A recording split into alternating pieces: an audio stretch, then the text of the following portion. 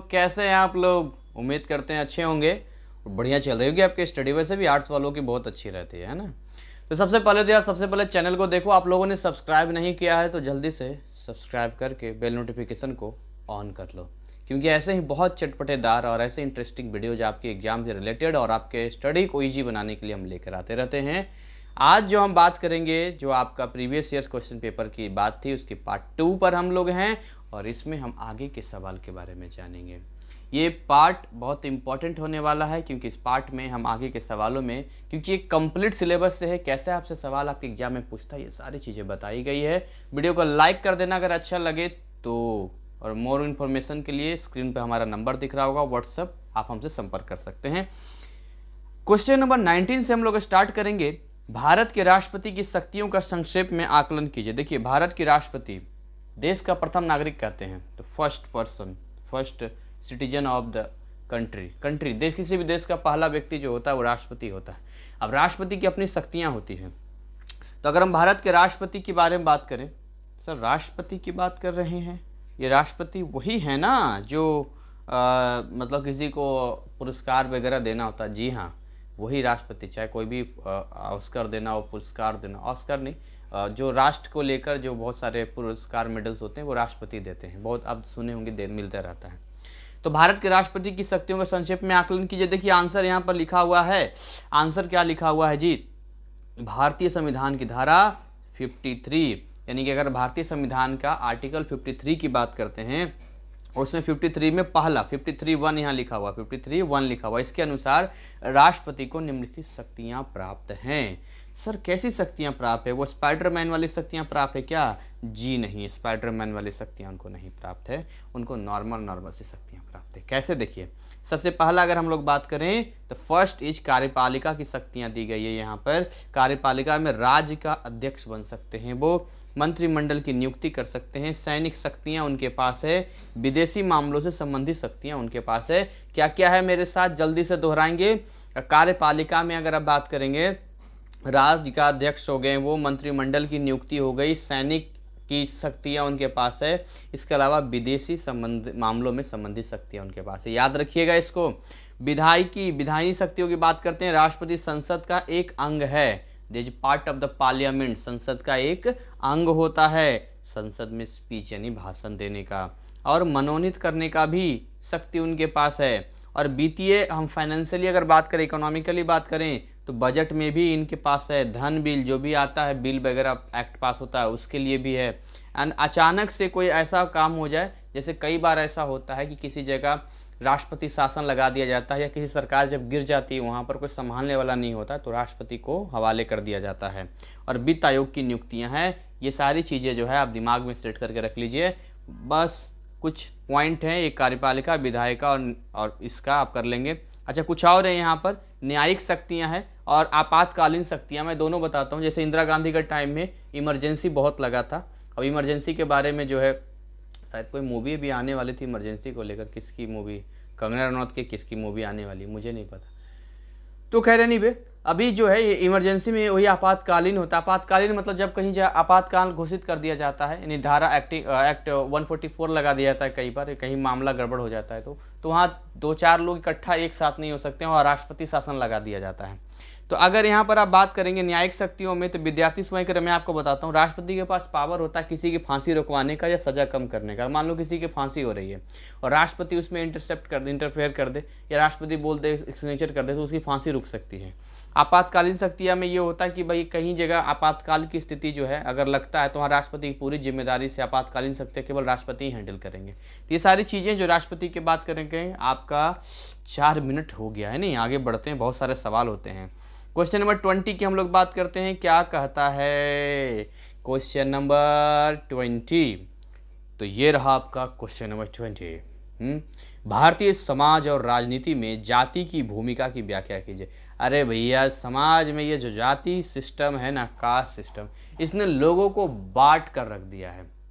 अगर आप बिहार में बात करेंगे ना, तो आप ये कास्ट हैं, आप ये कास्ट हैं, आप ये कास्ट है, आप ये कास्ट है, इतनी जातियों में जो बट गए ना। देखिए जातियों में मेरे अकॉर्डिंग अपनी अपनी सबकी एक सोच होती है, मेरी भी एक सोच है कि अगर आपको शादी विवाह करना है, आप फिर भी इतने ओपन माइंडेड नहीं कि भाई अपने शादी विवाह करना है, तो आप अपने कास्ट से रिलेटेड शादी विवाह कीजिए ना, कोई दिक्कत नहीं है। लेकिन जब बात आती है मिलजुल कर रहने की, जब बात आती है इस तरह से, तो जो अपनी जाति को आप जितना प्रायोरिटी देते हैं, अगर आप ये सोचे कि नहीं हर इंसान एक इंसान है, उस तरह से एक परिवार की तरह सब कोई रहे, मिलजुल कर रहे, तो डेट्स एक अलग ही रहेगा। और होता भी है, ऐसी बात नहीं कि मैं बोल रहा हूँ, होना चाहिए, ये भारत में है भी। गांव में आप जाते हैं तो देखते हैं आपस में पड़ोस में ही अलग अलग कास्ट होता है, लेकिन इतने घुल मिल के रहते हैं, इतना बढ़िया से रहते हैं, क्योंकि कहीं नहीं सकता है कि वो एक जाति के हैं या नहीं है। वहाँ एक जो मानवता आ जाती है ना, इंसानियत आ जाती है, वो बिल्कुल ही मिलजुल रहना भी चाहिए मिलजुल कर। बाकी तो आप अदर जगह आप देखेंगे तो अब तो देखिए इंटरकास्ट होने लग गया, अलग अलग जातियों में शादी विवाह होने लग गया। लेकिन अगर आप बात करते हैं भारतीय समाज की, इंडियन सोसाइटी की बात करते हैं, और साथ में पॉलिटिक्स की बात करते हैं, पॉलिटिक्स में तो जाति का मतलब बिहार की अगर हम बात करें, क्योंकि मैं बिहार से हूं इसलिए बिहार के बारे में ज़्यादा बोलता हूँ। बिहार में तो वहाँ पर नेता जीतते ही हैं जाति की वजह से, समझ रहे हैं आप, जाति की वजह से। उनकी जाति के लोग हैं तो उनको वोट दे देंगे, उनकी जाति के लोग हैं उनको वोट दे देंगे। यूपी का भी कुछ ऐसा ही हाल रहा, तो यूपी बिहार की यही कहानी है। बाकी जगह पर भी कहीं ना कहीं कास्ट सिस्टम का होता है। इसकी भूमिका देखिए, जाति प्रथा एक सामाजिक तत्व है और यह भारतीय सामाजिक प्रणाली का महत्वपूर्ण अंग बन चुकी है। भारत को आधुनिक राजनीति की स्थिति को देखते हुए कहा जा सकता है कि जाति प्रथा सामाजिक तत्व होते हुए भी इसका महत्वपूर्ण भाग बन चुकी है। सामाजिक तत्व है ये, लेकिन राजनीति में भी एक हिस्सा बन चुका है। भारतीय राजनीति व ऐसा कोई भी हिस्सा नहीं है जिसे जाति प्रथा ने प्रभावित ना किया हो। जाति प्रथा ने पॉलिटिक्स को प्रभावित हमेशा किया है।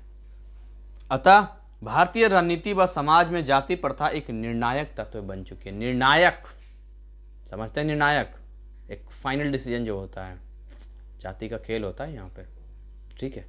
आगे हम लोग बात करते हैं। अभी और भी सवाल हैं जो आपका कर रही है इंतजार, तो छोड़ के ना जाइएगा हमारे वीडियो के उस पार।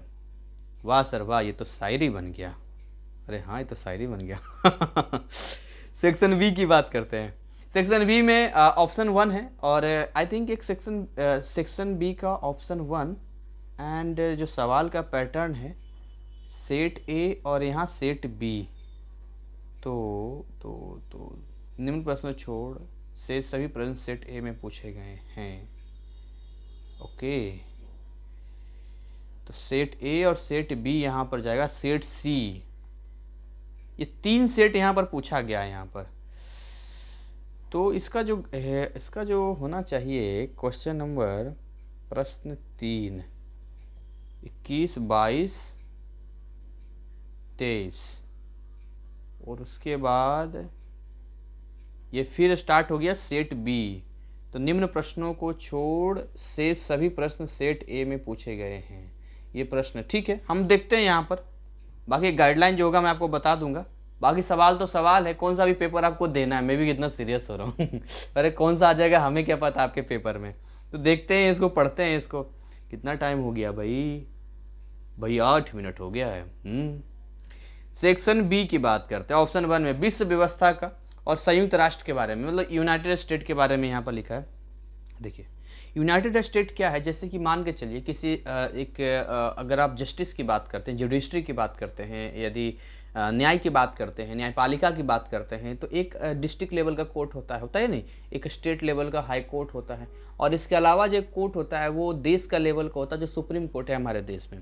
पूरी दुनिया में जब कभी झगड़ा वगैरह होता है तो उसमें जो कोर्ट होता है, जो जगह है जहाँ पर खाली यही चीज़ नहीं, बहुत सारी चीज़ें वहाँ पर होती है, वो है यूनाइटेड स्टेट यानी यूएनओ है।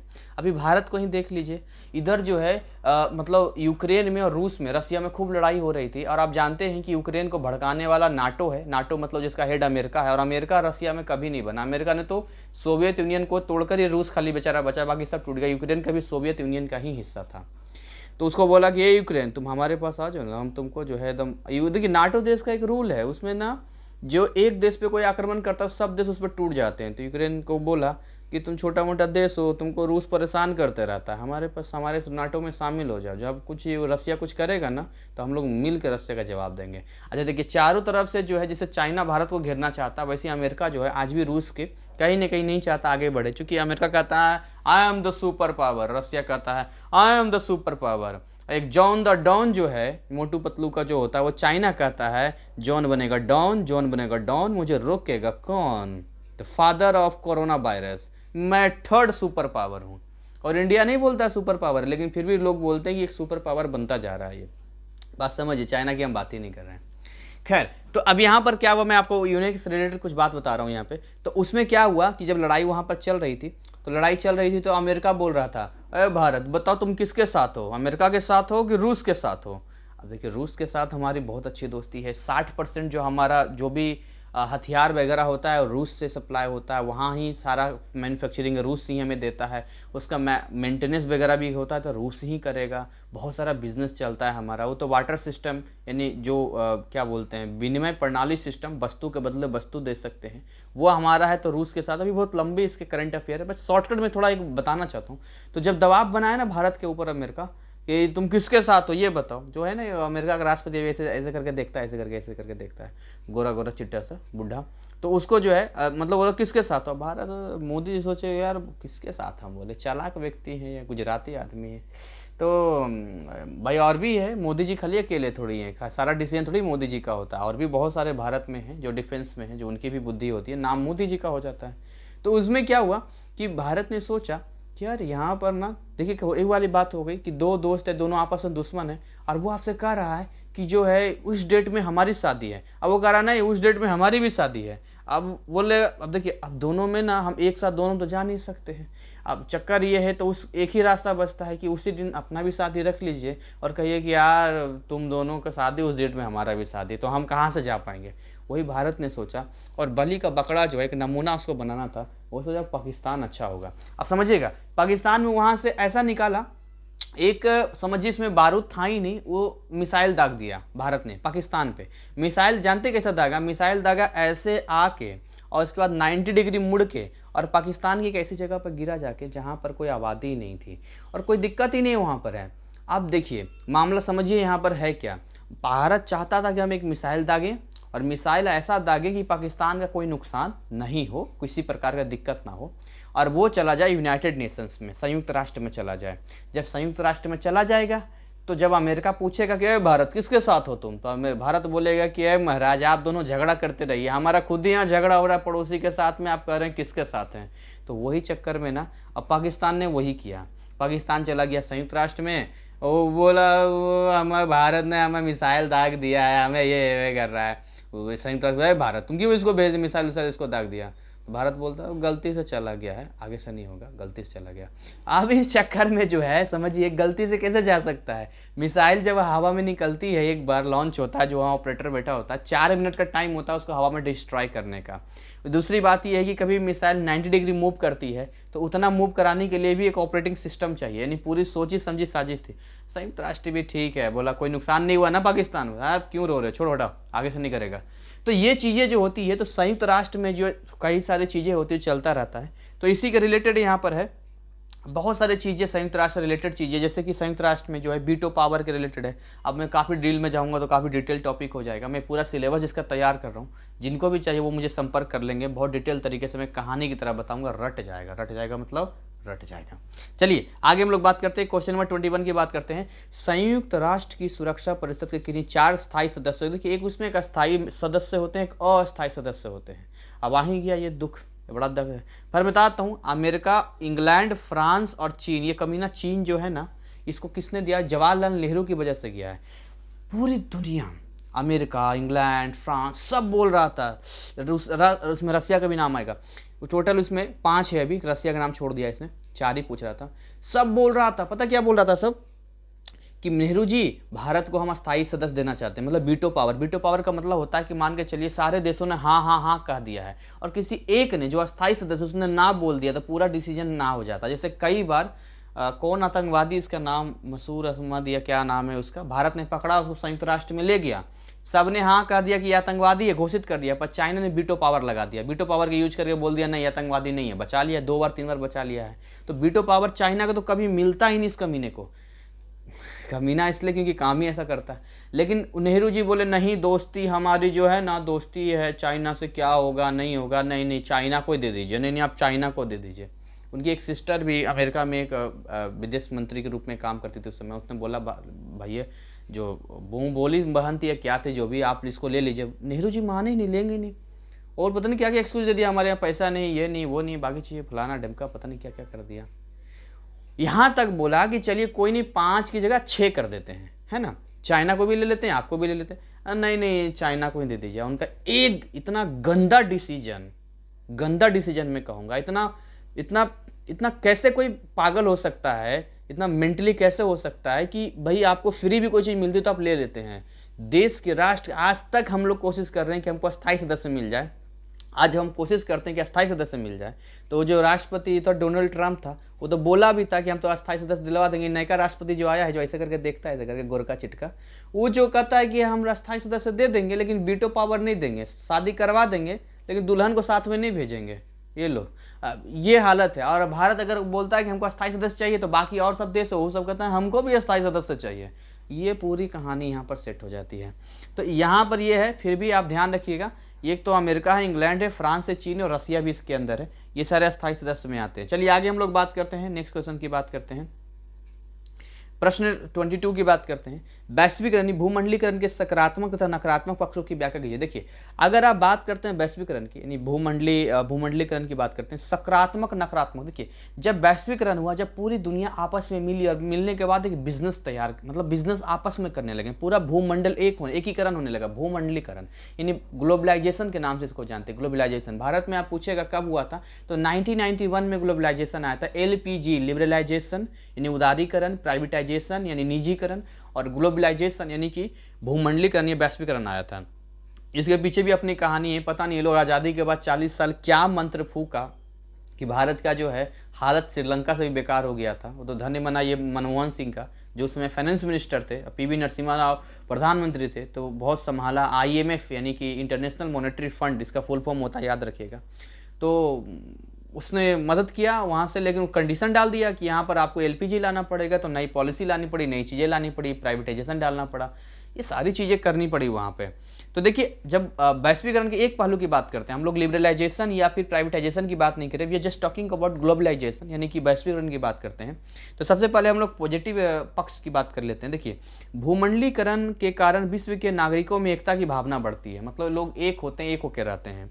भूमंडलीकरण संसार के सामाजिक आर्थिक विकास की प्राप्ति सुगमता से होती है। भूमंडलीकरण होता है तो सामाजिक आर्थिक विकास से सुगमता, ईजी बन जाता है ना, आपस में मिलना जुलना। एंड थर्ड, भूमंडलीकरण विश्वव्यापी समस्या, जैसे कि अब भूमंडलीकरण में लोग आपस में मिलते, शादी ब्याह में देखते हैं घर पे आता है, सब आपस में मिलता है, बातचीत करता है नहीं, तो आपस में सारी चीज़ें डिस्कस होती है। तो वैसे ही भूमंडलीकरण आपस में मिलेगा, जैसे आतंकवाद की बात करते हैं, या फिर आप एड्स जैसी बीमारियों की रोकथाम हो गया, प्राकृतिक विपत्तियों का मुकाबला हो गया, इन सब में हमें वो मिलता है कि भाई मिल के हम इसका कुछ सॉल्यूशन कर पाते हैं, कुछ उपाय कर पाते हैं इसका। अगर आप इसके नकारात्मक पक्ष की बात करते हैं, नेगेटिविटी की बात करते हैं यहाँ पर, तो भूमंडलीकरण से विकासशील देशों की अगर आप बात करते हैं, अर्थव्यवस्था को धक्का पहुंचता है, बिल्कुल धक्का पहुंचता है। देखिए, जो विकासशील देश है, जो बेचारा अभी, जैसे भारत को विकासशील कहा जाता है, भारत में भी यही हुआ था। ग्लोबलाइजेशन से पहले भारत में जो सिस्टम ये था कि जैसे जो भारत का बना सामान है उसी को एक्सचेंज करके आप बाहर से सामान मंगवाएंगे, तो ये लोग मस्त रहता था, भारत के लोग एकदम मस्त सामान बनाता था, और जैसा हो क्वालिटी में कोई चेंज नहीं करता था, और बढ़िया करना चाहिए, और डेवलप नहीं, कंपटीटर ही नहीं था मार्केट में इंटरनेशनल लेवल पे। आज जब ग्लोबलाइजेशन आ गया तो इतना धक्का इन लोगों को लगा कि अरे बाप रे बाप, गड़बड़ हो जाएगा ये तो, अगर हम ऐसा नहीं किए तो खुद में इम्प्रूव करना कोशिश किया, किया। तो उस समय देखिए वही टाइम था जब मौका मिल गया विदेशी कंपनियों को। और आज भी देखेंगे भारत के अंदर कोलगेट है, बहुत सारी कंपनियाँ ऐसी है जो पकड़ मार्केट इतना अच्छा बना लिया है 1991 के बाद जो भी कंपनी आई, और आज हम कहीं ना कहीं विदेशी कंपनियों का सामान यूज करते हैं। तो ये जो विकासशील देशों की अर्थव्यवस्था होती है उसको धक्का पहुंचता है। सेकंड, अगर हम लोग बात करते हैं, चल क्यों नहीं रहा है, ये भी बड़ा नौटंकी करता है, ये देखिए यहाँ नहीं चल रहा और यहाँ चल रहा है, अरे महाराज क्या हो गया आपको। दूसरा जो है, भूमंडलीकरण से विकासशील देशों के उद्योग, व्यापार तथा उत्पादन में बुरा प्रभाव पड़ता है। अगर भूमंडलीकरण की बात करते हैं, इंडस्ट्री पे या उसके बिजनेस पे, उसके प्रोडक्शन पे बुरा प्रभाव पड़ेगा ही पड़ेगा। तीसरी, यहाँ पर भूमंडलीकरण के कारण राज्यों को प्रभुसत्ता पर प्रभाव पड़ता है। देखिए, अगर आप बात करते हैं नेशंस के, स्टेट की बात करते हैं, तो कहीं ना कहीं पॉलिटिकली भी इसका असर पड़ता है। कहेंगे कैसे सर? बहुत प्रभाव पड़ता है पॉलिटिकली, क्योंकि जब एक एक अंतर्राष्ट्रीय कंपनी, जो आप विदेशी कंपनी आपके देश में आकर बिजनेस करती है, तो आपकी सारी अच्छाई बुराई सब उसको मालूम होता है। और अगर आपके लोग उसका सामान ज़्यादा यूज करते हैं तो एक बड़ा रिवेन्यू जो है उसके देश में ज़्यादा ना कि आपके देश में आता, आपको जितना टैक्स देता है बस उतना ही आता है। तो पॉलिटिकली भी इसका बहुत प्रभाव पड़ता है। भूमंडलीकरण ने राज्य की पारस्परिक निर्भरता को बढ़ाया है और आत्मनिर्भरता को खूब प्रभावित किया है। आपस में जो निर्भरता था उसको बढ़ा दिया, आपस में डिपेंडेंसी बढ़ गई, और साथ में जो कहते थे ना कि हम आत्मनिर्भर हैं, वो कहीं ने आत्मनिर्भरता कम गई, क्योंकि आपस में रहना था, जो भी एक कमी है भाई हम अपने ही में रहेंगे। लेकिन जब चीज़ें वो मिलने लगी, जो चीज़ें कोई आपको ला के बाहर से दे दे, तो फिर वहाँ से अब वो चीज़ ना लेके वहाँ से लेना शुरू करेंगे, तो अपने यहाँ का तो बिजनेस चौपट हो जाएगा ना। तो जो सेल्फ डिपेंडेंसी है, आत्मनिर्भरता है, वो कहीं ना कहीं इसका डिस्टर्ब हुआ है। आगे बात करते हैं, प्रश्न संख्या 23 की बात करते हैं। जब इसमें हम लोग आते हैं, ओके, सो विश्व व्यवस्था से क्या अभिप्राय है? विश्व व्यवस्था, वर्ल्ड सिस्टम से क्या अभिप्राय है? दो ध्रुवीय और एक ध्रुवीय विश्व व्यवस्था में अंतर। देखिए, दो ध्रुवीय का मतलब जब था, जब एक तरफ अमेरिका था, एक तरफ सोवियत यूनियन था। सोवियत यूनियन 1991 में ब्रेक हुआ। मैं कितना डिटेल में बताऊं, सिलेबस जब मैं पढ़ाऊंगा तो उसमें ऐसा बताऊंगा ना, मजा आ जाएगा पढ़ के एकदम से। तो इसमें एक तरफ जो अमेरिका था, एक तरफ सोवियत यूनियन था, तो उसमें दुनिया दो ध्रुवों में बट गई थी। अब एक ध्रुवीय का मतलब ये हुआ कि जैसे बाद में जाकर सोवियत यूनियन टूट गया था, रसिया जो एक बड़ा देश था टुकड़ा निकला, लेकिन कहीं ना उतना पावर तो नहीं रहा, तो अब फिर एक ध्रुवीय हो गया, यानी अमेरिका के हाथों में सारा पावर वगैरह चला गया। और आज भी आप देखते ही हैं कि अमेरिका जो है वो मतलब चौधरी बना पड़ता है, ऐसा करके देखते सब कुछ होता है, ऐसा देखते। हालांकि अब अमेरिका सोच समझे भारत से बात करता है। एक टाइम था जब एक 1965 की लड़ाई हुई थी, तो उस टाइम पे भारत में प्रॉब्लम हुआ था, तो उसके यहाँ जो सुअर खाता है ना गेहूँ, वो गेहूँ बेचा था भारत को, वो भी एक टाइम था। तो अमेरिका किसी का भला नहीं है, ठीक है। आप समझते हैं कि अमेरिका बहुत सुपर पावर है, मैं भी अपने आप को सुपर पावर टेक्नोलॉजी के साथ है, लेकिन ऐसा नहीं है। आज टक्कर देने के लिए बहुत देश हैं। हाँ, ये सच बात है कि नाटो वगैरह उसने बनाया, शुरू से उसका है, तो एक कहीं ना कहीं उसका एक पावर है उसका। लेकिन आप ये सोचते हैं कि बहुत भला है, बहुत बढ़िया है, तो ऐसा कुछ नहीं है ना। आगे हम लोग बात करते हैं, अथवा मानव अधिकारों की सुरक्षा के लिए संयुक्त राष्ट्र की भूमिका। देखिए, ह्यूमन राइट्स की अगर बात करते हैं, तो ह्यूमन राइट्स में अगर हम लेके आते हैं यूएनओ की, तो वहाँ भी अभी बोलो ना, कुछ भी होता है इंटरनेशनल लेवल पे जाता है, वहाँ पर काम करता है। तो ह्यूमन राइट्स का एक अपना, ह्यूमन राइट्स भी किसका पार्ट है? तो ह्यूमन राइट्स भी यूएनए का ही। यूएनए का बहुत सारा पार्ट है, WHO हो गया, यूएनए हो गया, IMF हो गया, ये सारा WTO, वर्ल्ड ट्रेड ऑर्गेनाइजेशन, सब ये यूनाइटेड नेशंस यानी संयुक्त राष्ट्र का ही एक पार्ट है। तो ये देखिए, ये यहाँ पर हम लोग बात करते हैं, इसने शॉर्टकट में दे दिया, बट आपको लॉन्ग लिखना पड़ेगा। 8 नंबर का था ये, और इसने छोटा दे दिया है। खैर, मैं पढ़ के यहाँ पर आपको बताता हूँ, बाकी आप कुछ अपने मन से भी लिखेंगे। कितना टाइम ले लिया मैंने? 22 मिनट ले लिया। ओहो, ठीक है जी, आगे बात करते हैं। देखिए, संयुक्त राष्ट्र का उद्देश्य विश्व में शांति स्थापित करना ही नहीं, बल्कि विश्व का सामाजिक आर्थिक विकास करना भी है। केवल शांति स्थापित करना उद्देश्य इसका नहीं है, इसके अलावा इसका एक भाई सामाजिक लेवल पे इकोनॉमिकली लोग ग्रो कर पाएँ, लोगों का डेवलपमेंट हो पाए, लोग विकास कर पाएँ। सो उसका एक अंग जो है वो आर्थिक और सामाजिक परिषद इस उद्देश्य की पूर्ति के लिए हमेशा प्रयत्नशील रहता है, वो काम करते रहता है। और संयुक्त राष्ट्र द्वारा घोषित इन मानव अधिकारों का अर्थ है ये है कि ये अधिकार न्यूनतम तथा आधारभूत अधिकार हैं, जो व्यक्ति को हर देश में बिना किसी भेदभाव दिए गए मानव अधिकार दिए गए। भाई, ह्यूमन राइट्स दिया है जो कि ना भेदभाव के वो रह सकता है। मानव अधिकार किस प्रकार है? तो काम करने का अधिकार है, हर किसी को काम करने का अधिकार है, विश्राम आराम करने का अधिकार है, एजुकेशन शिक्षा का अधिकार है, धर्म की स्वतंत्रता का अधिकार है। आप अपनी मर्जी से जो चाहे वो धर्म आप अपना सकते हैं, इसमें कोई पाबंदी नहीं है। कोई किसी देखते जबरदस्ती कोई कुछ करता है, अगर कंप्लेन कर देगा तो उसको सजा हो जाती है। तो ये सबसे अच्छी बात है कि यहाँ पर इस तरह की चीज़ें मतलब ये पूरे वर्ल्ड के लेवल पे ये काम करती है, ठीक है। लेकिन कहीं ना कहीं ये फेल हो जाता है। बांग्लादेश में आप देखेंगे माइनॉरिटी के साथ किस तरह से व्यवहार होता है, पाकिस्तान में देखेंगे माइनॉरिटी के साथ। आप गूगल पे चेक करना, जब पार्टीशन हुआ था तो उस टाइम पे कितना परसेंट कौन कौन रिलीजन था पाकिस्तान में और कौन कौन बांग्लादेश में था, अब कितना है, तो आपको पता चलेगा कि केवल 1 या 2% पे माइनॉरिटी बच गई है। भारत में देखना कि माइनॉरिटी पार्टीशन के बाद कितना था, अब कितना है, यहाँ देखोगे बहुत ज़्यादा बढ़ गई। मतलब ठीक ठाक रेशियो जो बढ़ रहा।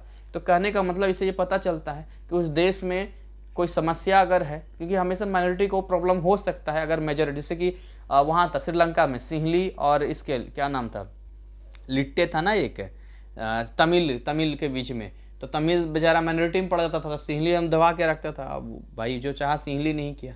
तो हमेशा ये चीज़ें होती है। और लेकिन भारत में ऐसा नहीं है। भारत हमारा बहुत ही प्यारा है, बहुत प्यारा देश है, बहुत बढ़िया है। और मुझे गर्व इस बात का है कि मैं एक भारतीय हूँ, मेरा जन्म भारत में हुआ है, और इस ज़मीन में, इस भूमि में हुआ है, भारत की ज़मीन पे हुआ है, इस माहौल में हुआ है। मैं बहुत लकी अपने आप को मानता हूँ, बहुत सौभाग्यशाली हूँ। और आप जैसे लोगों के साथ में, हम जैसे लोग मिल के जुल के रह रहे हैं, हम सब एक हैं। तो ये सबसे बड़ी बात है कि जो एक यूनिटी है भारत में, वो हमेशा जो है सदियों से चली आ रही है, और वो आगे भी चलेगी। क्योंकि हमारा जो कल्चर है, हमारे जो सिस्टम है, वो कहता भी यही है। आपस में देखते हैं, दूर से देखते हैं चेहरे पर स्माइल आ जाता है, दूर से देखते हैं चेहरे पर स्माइल आ जाता है, देखते हैं स्माइल आ जाता है, दूर से देखते हैं। ये जो सपोर्ट है, जो लव है, जो प्यार है, ये ऐसा ही बना रहना नहीं चाहिए, बना रहेगा। क्योंकि हमारा कल्चर का पार्ट है ये, ठीक है। कोई कहता है ना कि जड़ी बूटी खाओ, हम तो रोज़ खाते हैं, हम लोग मसाले वगैरह खाते हैं, सब जड़ी बूटी में आ जाता है। तो उसी कल्चर का एक पार्ट है। तो खैर एनीवे 25 मिनट हो गया है, और मैं कोशिश करूंगा सेट बी को अगले पार्ट में कंप्लीट करने के लिए। तब तक ऐसे ही जो है आप मन लगा के पढ़ाई करते रहिए, और हमारी तरफ से जो भी चीज़ें आपको मिलेगी वो उसको ढंग से देखिए, समझिए। और काइंडली फॉर मोर इन्फॉर्मेशन या कंप्लीट सिलेबस के लिए आप दिए गए व्हाट्सअप नंबर 9643480201 पे कांटेक्ट कर सकते हैं। और यहाँ से जो है, जो हमारी स्माइल है, मैं उम्मीद तो यही करता हूँ कि जब मैं यहाँ से स्माइल करता हूँ तो आपके चेहरे पर भी स्माइल आता होगा। और इसी के साथ मैं इसको वाइंड अप करता हूँ, और अपनी वाणी को विराम देता हूँ, और मिलते हैं इसके अगले पार्ट में। तब तक ऐसे ही हंसते, खिलखिलाते, मुस्कुराते रहिए। Thank you, wish you all the best.